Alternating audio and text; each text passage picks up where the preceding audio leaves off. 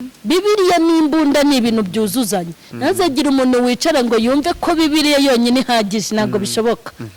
Bibiliya ibayeho imbunda itariho, ndakurahiye twapfa tugashira.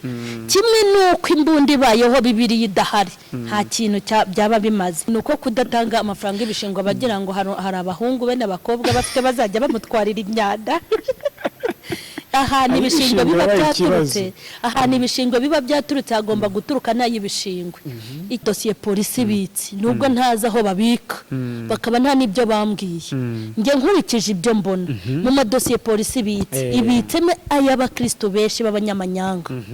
Yego ni ukuvuga ngo uko polisi yirirwa ihiga ibisambo muri za ribu hose harimo amadosiye. Yego ndabigeraho. Uko polisi iri guhiga ibisambo ihanganye n'abapfumuye amazu, ihanganye n'ababatubuzi, babita baki, baba escrow, abatubuzi n'abo mu rusengero, ahubwo bamwe bo hanze n'abatubuzi n'abase niko nabo.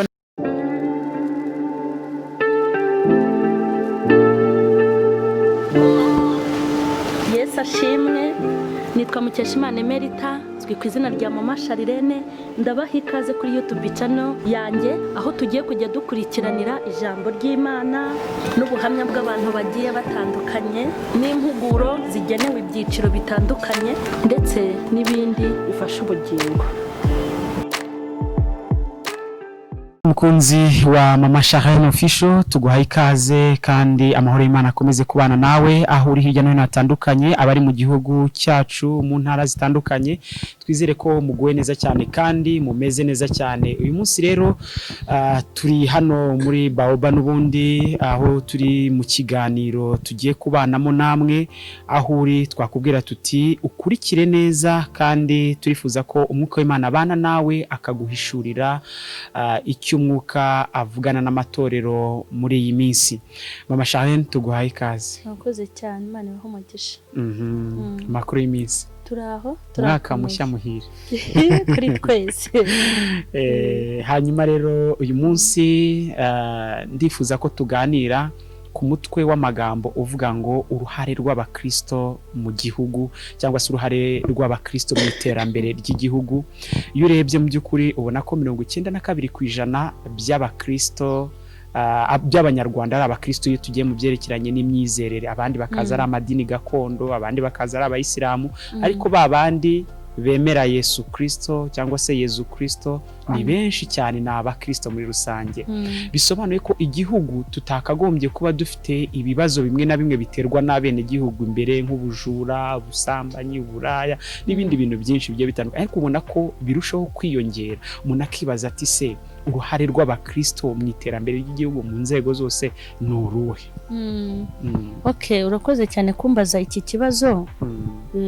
Reka wenda tubanze turebe icyo Bibiliya ivuga. Urwandiko rwa mbere Paulo yandikiye Timoteyo, ibice byaho 2 ku murongo waho wa mbere. Dusomere ugeze kuri 4.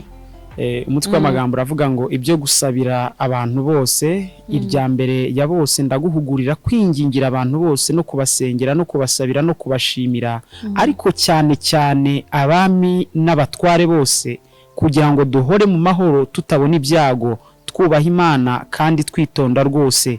Ku murongo wa 3 aramubwira ati ibyo nibyo byiza byemerwa imbere y'Imana umukiza wacu, ishaka ko abantu bose bakizwa bakamenya ukuri. Amen. Imana iguhe umugisha.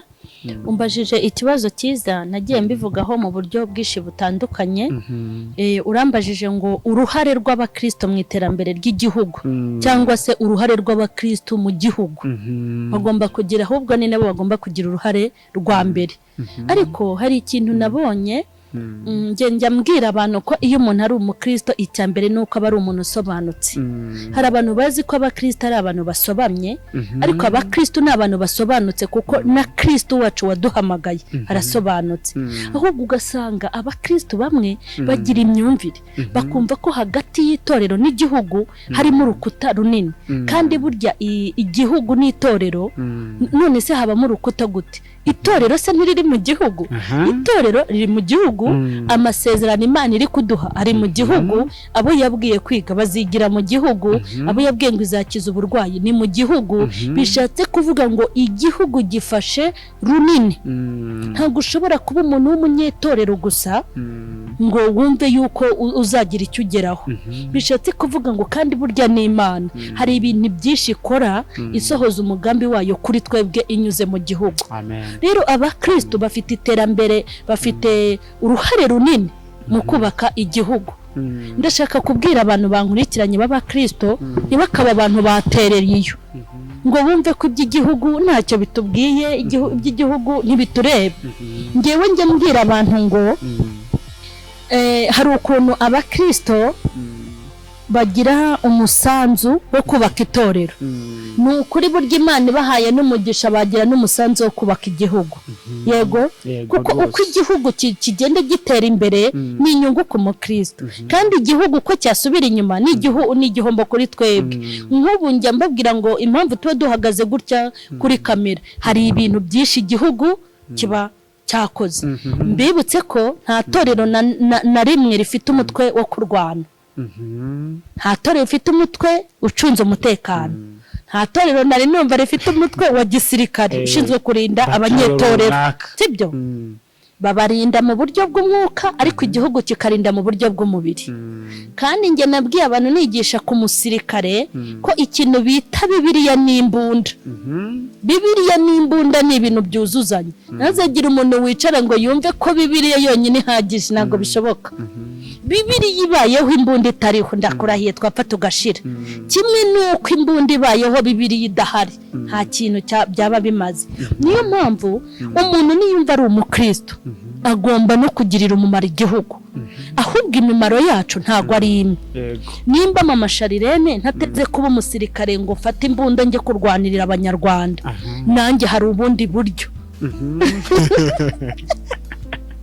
Hari ubundi buryo nanjye nzakoresha izanjye, nzarwanisha amasengesho, sibyo? Kandi ndwanishe no kugandukira igihugu cyanjye. Nimba bambwiye ngo umuganda, ubu se koko nzananirwa gucunga umutekano w'abanyarwanda, yabo wo mu muhanda, yabo wa ninjoro, yabo wo mu ishyamba, binanire koko nanirwe no kujya mu nama ya leta? Ubwo se waburi igiki se ahubwo mu muganda rusange? Dore dufite abakristo bateye ubwoba. Umubwira uti kuki utajya mu muganda, ati ko ntukajya muri politiki, usibye ko bwari n'ubujiji. Nanjye nubwo nize make ariko hari ubujiji ntagira. Ni gute uvuga ko kujya mu muganda ari politike? Ni gute uvuga ngo kujya mu nama za leta ni politike? Urabira ndetse ntujye mu nama zabo n'imiganda yabo n'ibigo byabo by'amashuri ntuzabyigemo, ntuzabijyanemo abana bawe, n'amavuriro yabo ntuzayajyemo, maze nzarebe ko mu rusengero hari ikigo cy'amashuri gihari kari naho cyahari. Wakenera no kwimuka uko biri kose, leta turayikeneye. Tugomba kugira uruhare runini muri leta. Abakristo bakaganduka bakajya mu muganda, abakristo bakaganduka. Ngewe nk'ubumbaye nk'umubosi, kumwe umuntu aba umubosi kweri akagerayo, ngewe no mu kigega nazajya nshyiraho inoti. Nge nimba no mu kirenze inukuri none se ubundi hari ikibazo kigeze kuvukana narindi mu itorero ukuntu dukenera amafaranga. Dukeneye amafaranga ndavuga nirekaneka bakabendebe mu ishakoshi. Umuntu ambwira ngo ariko mashene ntukajye murayo, uratanga amafaranga si itorero urirusha amafaranga. Amafaranga y'itorero ni twebwe aturukaho.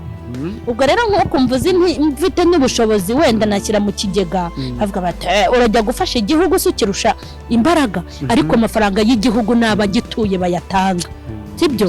Kandi nimba wenda babara ngo bafite miliyari zingahe, n'urugero nibyo nihimbiye, yagiye kuba miliyoni zingaho umuntu yarashyizeho 100 washyizeho 50, ubwo se nkize mwayange nk'ijana cyangwa 200 ntago yaba yiyongereye rata. Noneho ndashaka kubwira hari ibintu bitureba, ibintu by'igihugu biratureba 100%.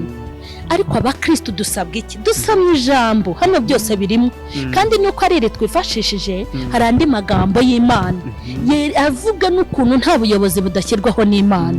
Ubuyobozi bwose bwabo bwo mu itorero, bwabo bwo mu gihugu, byose burya Imana bijyaho yabyemeye. Kandi buri muyobozi ku ngoma ye Imana ibifite ikizamumaza. Kandi ibyiza n'ibibi byose tugenda tubona bifite icyo bivuze ku Mana. Hanyuma ndashaka nko gusobanurira abakristo bumva yuko bagomba kugira uruhare mu iterambere ry'igihugu. Wasomye ijambo hari jambo hari ahantu havuga ngo kugira ngo igihugu kitagira ibyago. Birababaje kuba Paulo yarabwiye Timoteyo ngo usengere ngo abantu bose cyane cyane abami n'abatware, sibyo? Kugira ngo igihugu kizemwe amahoro batabona ibyago. Ariko ngewe narumiwe aho abo bantu bategetswe gusengera igihugu ntago bagisengera. Kandi ngo kugira ngo tutabona ibyago namaze kumenya neza no kubona ko abantu basenga ahubwo bateza ibyago mu gihugu. Birababaje. Yego, abantu basenga bateje ibyago mu gihugu. Ngewe mba numva umukristo akwiye gufata iya mbere kuzana umutekano no kudateza mbutiyaje. Ugiye mu madosiye polisi ibitse nubwo ntazi aho babika bakaba nta n'ibyo bambwiye, nge nkurikije ibyo mbona mu madosiye polisi ibitsemo ay'abakristo benshi b'abanyamanyanga. Yego, ni ukuvuga ngo uko polisi yirirwa ihiga ibisambo muri za ribu hose harimo amadosiye. Yego, ndabigeraho. Uko polisi iri guhiga ibisambo ihanganye n'abapfumuye amazu, ihanganye n'ababatubuzi, babita baki, baba escrow, babita abatubuzi n'abo mu rusengero, ahubwo bamwe bo hanze n'abatubuzi n'abase nabo n'abatubuzi. Uko yirirwa ihiga abatubuzi bakura amafaranga ku makonte y'abandi, abatubuzi avuga ati iyo message rwose nkoherereje amafaranga ahita uyaryohereza ntayo yaguhaye. Ni nako bagenda, ni nako bahiga ibisambo byo mu itorero byibisha impano bikibisha na Bibiliya. Uri kumva ikibazo gikomeye? Buriya ni hahandi na leta izagira ibisengero irebe n'abasenga izajya idufata nka rubanda. Kandi burya twitwaye neza bakabona ko dufite umusaruro, kuko leta burya igicunga ikareba ibintu bizana inyungu. Babonye ko amasengesho y'abanyetorero afite inyungu, bakabona ko insengero zifite inyungu, burya no kuzikinga byabadanje. Avuga bataba abantu badufatiye runini. Ariko iyo barebye amadosiye ari muri ribu bakabona abasenga nibo benshi b'abanyamanyanga, ngaha barezwe n'abajya kuregana. Burya hari abaregwa n'abajya kuregana, burya bose ni bamwe. Abaregwa n'abaregana bose ni bamwe, mbashyira mu gatebo kamwe. Ari abakristo bose ari abakristo. Kujya kurega no kujya kuregwa. Ariko bura kurega no kuregwa biba byarenze urwego rw'itorero none byageze muri leta. Ahubwo ntibajya banajya mu itorero, bahitira muri leta. Bahitira muri leta. Kandi Bibiliya ishobora kubivuga ko bagomba kubanza ntago ariho babanza, bakabanza bagakemurana, nanira kamuteza wene so wundi wamunanuka muteza. Yego, niko Bibiliya ivuga. Hari inzira bigomba kubanza kunyuramo, ibintu bikwiye kujya muri ribu no muri polisi ari uko mu itorero byananiranye, sibyo? Kandi yego hari n'ibibazo bigomba kujya muri polisi itorero wenda ritashobora, ariko si ugupfa kugenda. Kuko burya dufite abantu bakomeye mu itorero, dufitemo abantu bize, dufitemo abametre, dufitemo abasirikare, dufite abantu bakomeye. Itorero rirakomeye, inzego zose. Ahubwo birababaje, aho igihugu gishobora guhangayika, ariko mu bantu bagiteye guhangayika harimo n'ababungana Bibiliya. Ari nabo bakagombye kuba bagira icyo bakemura nk'uko twabibonye mu ijambo. Nibo bari bakwiye kugira ibyo bakemura. Nka buriya hari ubuzima abakristo bagomba kubamo, bakagabanya amadosiye muri leta, kugira ngo leta igirwana n'abadakijijwe, ariko abakijijwe bagira ukuntu bakemura ibibazo byabo. Buriya ntukabona abakristo bajya muri leta guhangana cyangwa guhamagara ribu na polisi, ntabwo ari ubupfura, nta nubwo ari ubukristo, biriya ni ibimenyetso byo kugwa. Birababaje rero aho leta izagira ijoro kubera ibisambo byibisha imbunda, ariko irare nijoro kubera ibisambo byibisha iki? Byibisha Bibiliya. Birababaje kuba gitifu ashobora kwicara mu nshingano ze agakora neza ibintu, ntagire dosiye muri leta, ariko usange pasiteri cyangwa umushumba afite yo dosiye. Burya ni nayo mpamvu ikizaba cyose bazajya bakubita ingufuri ku rusengero, nta no gutekereza ibintu byinshi, kuko bavuga ati sibo baturaza amajoro, sibo birirwa baduhangayikishije. Bishatse kuvuga ngo noneho umukirisitu afite uruhare runini mu gutanga ihumure mu gihugu. Pawulo abwira Timoteyo ngo ujye usengera abantu bose, mubasabire umugisha yego mubasabire urumva ubu dufite n'inshingano zo gusengera igihugu tugasengera ubuyobozi kuva hejuru kugeza hasi no mu myanya yose tukugira kubera ko ya masengesho hari ahantu hagera batabasha kugera hari n'ibintu amasengesho akemura batabasha gukemura ariko abakristo baragenda Mana nugize akabaraga Mana tukweretse itorero rihembure rivane mu bibazo akarangiza amasengesho atibutse igihugu. Ubu hari nk'umuntu ushobora gufata nka yitatu avuga ati ngiye gusengera igihugu. Ndabazi barahari bashobora gufata amasengesho yo kwiyiriza ubusa bakibuka igihugu bakagihora ku mutima wayo kandi burya no kutibuka igihugu ni ubuswa kuko ibintu byose Imana yatubwiye bisohorera mu gihugu.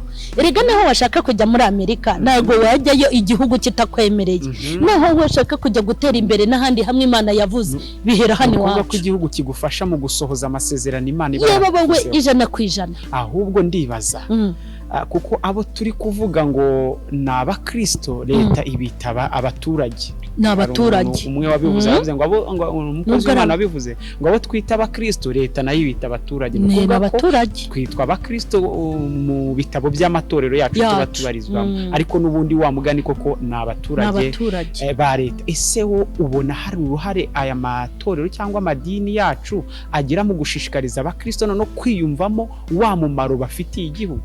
Ntago babikora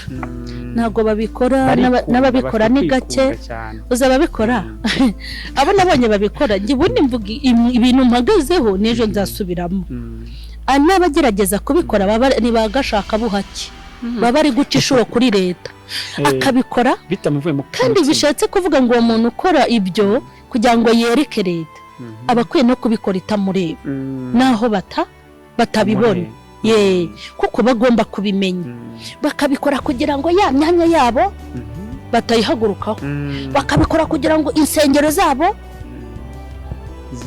zidahungabana mbese bagaca ishuro cyangwa babona hari umuyobozi waje gusengeraho bakajugunyamo ako kamesaje bakajugunya ariko ntago tugomba kubikora kuko na Bibiliya igira gute na Bibiliya irabyemera kandi umuntu ubikora kubera impamvu nta musaruro atanga kuko najya aho batamureba najya aho batamubona azakora ibindi bitari byiza. Abakristo rero nibamenye yuko igihugu kiratureba uko usengera abo wabyaye ujye usengera igihugu kandi nusengera igihugu ntukarobanure ku butoni n'ugusengera igihugu n'abagituye tutarobanuye ku butoni kubera yuko abantu benshi bashaka gusenga nasenze babimenye ya masengesho bajya bashyira muri stade yo kugira ngo igihugu kibone ko ari abanyamasengesho ho yari nayo y'ururutso ni ukwiyerurutse. Hari andi masengesho igihugu kitareba, hari andi masengesho igihugu kitakuzi, hari andi masengesho batazi iyo utaha, hari ahandi mu mudugudu na mudugudu atabizi ko umusengera ugatera ifu ugahera ku mudugudu ku muyobozi wawe w'umudugudu ukazamura kugira ngo igihugu kizemo amahoro natwe dutekane kuko amahoro adahari nibi twegwa kuri kamera ntago twanayigarukaho. Turimo turagenda tuganira rero kuri iyi ntego ivuga ngo uruhare rw'itoro rw'abakristo rw'amadini mu igihugu tuba turimo kuko Imana igenda iha amasezerano abagaragu b'Imana batandukanye muri Bibiliya tugenda tubibona ikavuga ngo nzaguhera umugisha muri iki gihugu kandagijemo ikirenge nzakiguheramo umugisha. None aya masezerano tuba tubona bene data mubona ukayabonera mu gihugu acuruza butiki gatera imbere ugacuruza amangazini agatera imbere kubera iki udafata umwanya ngo usengere ubwo butaka icyo gihugu waragijwe nahawe rero kugira ngo ujye ubitekerezaho. Mama Sharon hari igihe usanga no gutanga ibishingo amafaranga y'ibishingo nayo mutekana abakristo batatanga ngo twe tuba twasenze mu abantu benshi bafite ubujiji buteye ubwoba.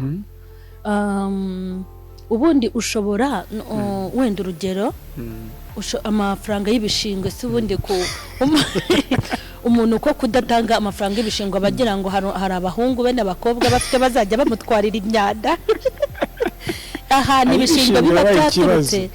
ibishingo biba byaturutse hagomba guturuka n'ay'ibishingwe. Ikindi hari umuntu wicara wenda akavuga ati ubundi se mbahaye umutekano muncungiye umutekano ariko se koko Imana iwucunga ariko ni Imana icunga umutekano ariko Imana ikoresha abantu burya umuntu abantu ni umushinga w'Imana uri kumva Imana iyo igiye kukuzamura ikoresha abantu niyo igiye kukumanura ikoresha abantu kumbwira rero ngo wenda ngo ni Imana igucungiye umutekano Imana iducungira umutekano ikoresha abantu ikoresha abasirikare ikoresha abapolisi ikoresha daso ikoresha roko defense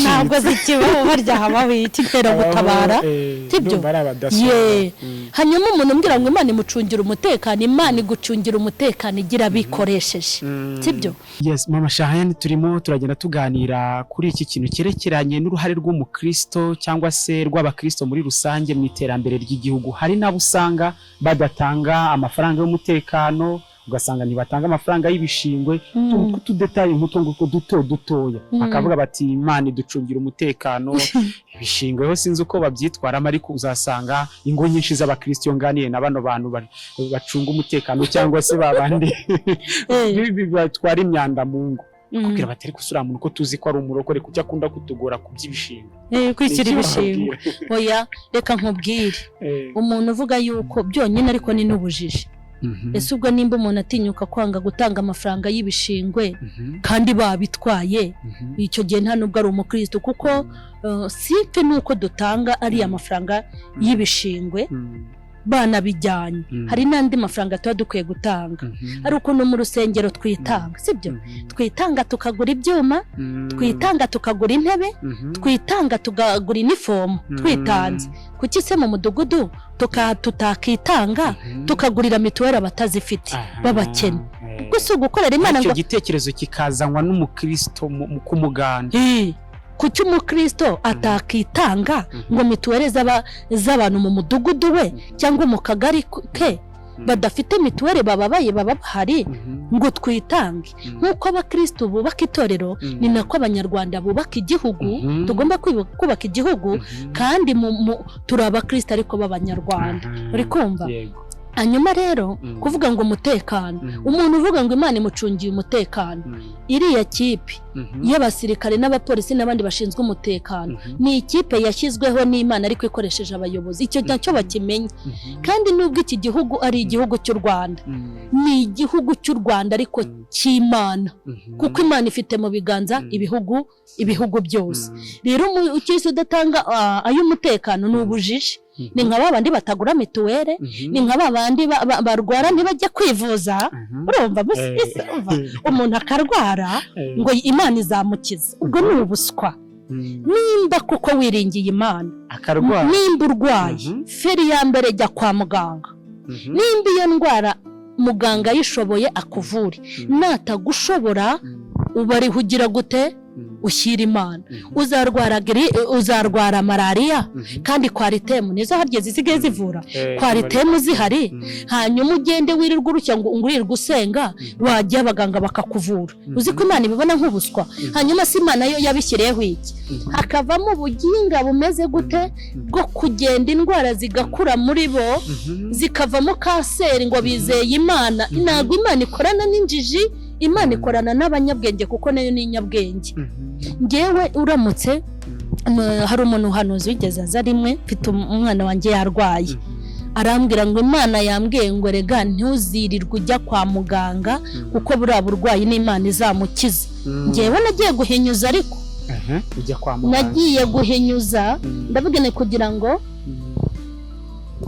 kugira ngo nicarane umutima utuje kugira ngo nicarane umutima utuje kandi utekanye koko ku buryo navuga nti umwana abaganga baramunaniwe reka mbanze ngende bamunanirwe sibyo nihagera numbaza ese uyu mwana waramuvuje mwereke ibipapuro atazavuga ngo niyanjije y'umurokore kuko njye sinshaka umuntu nyitenjije kandi Imana nkorera ninjijuke naragiye rwose njya mu badogiteri basobanutse ndagenda baramupima no mu mutwe hose baramureba babona umwana bati ibintu byose birakora neza hanyuma njya kwemera bwa butumwa koko ndavuga ni Imana koko ibi bintu niyo kubera yuko abaganga bamunaniwe aho nkicara nzi ko bamunaniwe ariko umuntu agize ikibazo ngo nabazimu akavuga ngo nabazimu kandi umutima we watangiye kwangirika akavuga ngo nabadayimoni kandi ku mwijima we haje ikibazo akavuga ngo ni imyuka mibi kandi igifu cye cyatangiye gupfuka. Kandi ibyo bintu abana b'abantu hari ubushobozi Imana yabashyizemo, gusa kugira ngo batazayimenyera yashyizemo igikuta. Iravuga ngo ibi mujye mubibasha. Haleluya. Nanjye mumbikira icyubahiro cyanjye ndi Uwiteka, hari aho mutazakora, kuko burya nabo bavuye byose nta wabakira. Yego. Hanyuma nubona abaganga kuko bananiwe, ujye ku mavu usenge. Ariko se koko umuntu azarwara kugagara, bati imyuka mibi niko ifata, kandi no hari n'uburwayi bushobora kugagaza umuntu. Yego. Ubwo rero abakristo bajye basobanuka. Hari n'ikintu gikunda kubaho, ugasanga abantu benshi b'abapasiteri b'abadiyakoni ugasanga barwaye amadiyabete bitewe na biriya byayi bakunda kunywa no kwakiriza abashyitsi. Wenda tuzabigarukaho mu yindi nyigisho yitwa ubujiji bwo mu mwuka, tuzagenda tubigarukaho. Birahari ubujiji rwose. Tukiri kuri iki ngiki wenda cyerekeranye n'iterambere ry'igihugu ariko rigizwemo uruhare n'abakristo, tugana ku musozo, n'iki wababwira? Ngewe reka ngewe kuko twari turi kuvuga uruhare rw'umukristo mu kubaka igihugu, ngewe hari ibintu ngiye kubwira abakristo ngewe birambabaza, ariko n'Imana ntabwo biyishimisha. Nge numva nabwira abakristo rwose pe, ndumva bareka ibyaha rwose, ibyaha bituma mugwiza amadosiye muri polisi, ibyaha bituma mugwiza amadosiye muri RIB, ibyaha mukora igihugu kikabibazaho. Asengera he? Ni muri rya torero. Asengera he? Yaba badatawe. Uzi kumva umuntu asengera mu itorero rya asengera mu itorero rya yaba badatawe n'umwanda. Bafashe umunyamanyanga yakoze urudega ruteye isoni, ruteye ishozi. Hari ijambo rivuga ngo abantu bateye ishozi, bamushyize ku makuru. Asengera muri iri torero ye, baba data we, ntago baba bakwiye kuvuga ko asenga. Baba bakwiye kuvuga ngo n'abantu bibera mu kabari, n'abantu binywera urumogi, n'abantu bishwe n'ibyaha bibereye aho. Ariko kumva ngo umuntu yakoze icyaha kandi asengera muri uru rusengero biteye isoni. Munyemerere tugabanya amadosiye y'amanyanga muri RIB, tuyareke. Birababaje kuba RIB yabika idosiye ya mama Sharirene, kandi burya baratusi. Nubwo muzi ngo muri Karakasa mwirirwa mwiba mushuka abantu bo muri diaspora mubabeshya, burya barabazi ko muri aba bandi. Bira rero bizajya bitugabanyiriza amahirwe yo kutugirira icyizere nihaboneka akabazo bati n'urusengero mu rufunga, bavuga ati n'ubundi ntacyo mumaze.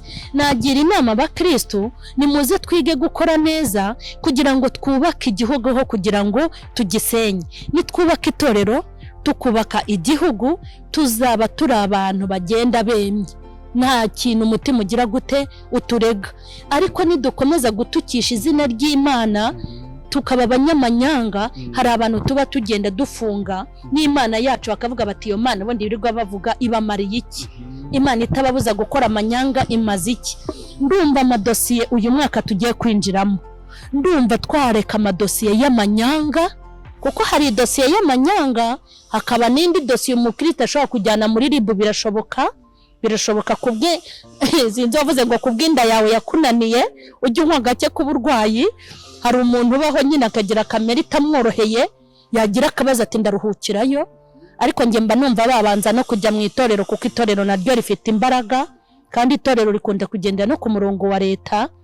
Yego, ndumva ibintu by'ibirego, ibintu by'amanyanga, amadosiye y'ibyaha muri RIB no muri polisi, ndumva nabwira abakristo ngo nibarekeraho muri uyu mwaka, turebe ko n'abayashyizeyo nibura yavayo, akavayo mu buryo bwo guhinduka. Nibagukurikirana bagasanga hari ibinyanga waretse, bibe byiza, kugira ngo dutuzane umwuka mwiza mu gihugu. Yego. Wenda tugana ku musozo, noneho mwanasengera abari badukurikiye. Hari abantu bari hirya no hino ariko dosiye zabo zari ziri aho ngaho. Birashoboka ko Imana ishobora guhindura dosiye, byashoboka no akaba umuntu mwiza kandi koko akanikosora. Ndakeka kino kiganiro kigize umumaro cyane mu mitima y'abakristo, barushijeho kumva uruhare rwabo, cyane cyane ko abakristo tugendera ku ijambo ry'Imana, bumvisha ijambo ry'Imana ribivugaho. Nagerageje kugenda mwinjira mu nguni zose mu rwego rwo kugira ngo abakristo barusheho kujijuka no gusobanukirwa ibintu bimwe na bimwe, ayo mafaranga y'umutekano, gutanga amafaranga y'ibishingwe, urwo ruhare rw'umukristo hariya atuye mu mudugudu kugira ngo abe umuntu w'icyitegererezo. Pawulo yagiye abihugura bati uraba icyitegererezo mu bakuru, mu batoya, hose aba mu nzego z'itorero, ariko bakora umuganda mu nsengero banawukore mu midugudu yabo. Ugasanga umuntu arazinduka kumva yakufira mu rusengero agakubura, akufira n'utwatsi turi iruhande akumva ntibimureba, yajya ku kagari yabona utwatsi turi aho, kandi ejo ukajya kwakayo ibyangombwa by'umukobwa wawe cyangwa umuhungu wawe. Ese leta ninde ubundi ko ari uwo mukristo? Yego. Nagira ngo noneho ubaragize Imana ubasengere, tuzakomeza kugenda tuganira, ariko by'umwihariko iriya topic y'ubujiji bwo mu mwuka nayo tuzayivuga. Yego. Turagushimye Mwami Imana, niwe wavuze ngo urashaka ko abantu bose bamenya kugira ngo hatagira urimbuka. Twari turi mu mpuguro n'inama turi guha abantu bawe kugira ngo bakomeze kuba inaha kandi batahasize umugayo. Turinde imigayo mu itorero, turinde imigayo mu miryango yacu, uturinde umugayo n'imigayo mu gihugu cyacu, uduhe kuba icyitegererezo guhera mu mudugudu kuzamuka kugeza mu rwego rw'igihugu. Duse n'Imana, tugire imico nk'iyawe n'ingeso zawe, kugira ngo tubere abahamya, tukubere ibihamya n'abahamya, kandi dukurure benshi kukuzaho, kugira ngo ukomeze waguke natwe twunguke n'igihugu cyunguke. Kandi tukiri hano Uwiteka, dukomeje kukwereka igihugu n'abagituye, abatari hano bahe kwihana, abatarahinduka bahe guhinduka, kandi ikintu cyose gikenewe mu gihugu kugira ngo ubuzima bube bwiza, ukomeze gushyigikira abami n'abatware. Haleluya. Kandi ushyigikire n'ibikomangoma kugira ngo ubungure iby'ubwenge n'ubuhanga, uturwanirire kandi ube mu ruhande rwacu. Isi yose ukomeze kwita ku badukurikiranye bose, kandi abantu bose bitiriwe izina ryawe ukomeze ubashyireho ikimenyetso cy'ibyiza. Ndagushimye ko udushyigikiye muri uyu mwanya, icyubahiro n'ikibi cyawe ni mu izina rya Yesu. Amen. Mwakoze cyane kubana natwe, mushyireho comment kuri iki kiganiro, ndetse mukore share, mubisangiza abandi. Kandi nawe nimba hari umusanzu wifuza gutanga ku gihugu, ntugatinde rwose kuwutanga, ni byiza. Imana igumugisha rero aho wari udukurikiye uri, mu izina rya Yesu. Amen.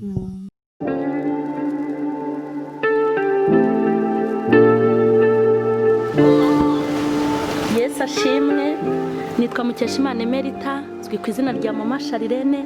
Ndabaha ikaze kuri YouTube channel yanjye, aho tugiye kujya dukurikiranira ijambo ry'Imana n'ubuhamya bw'abantu bagiye batandukanye, n'impuguro zigenewe ibyiciro bitandukanye, ndetse n'ibindi bifasha ubugingo.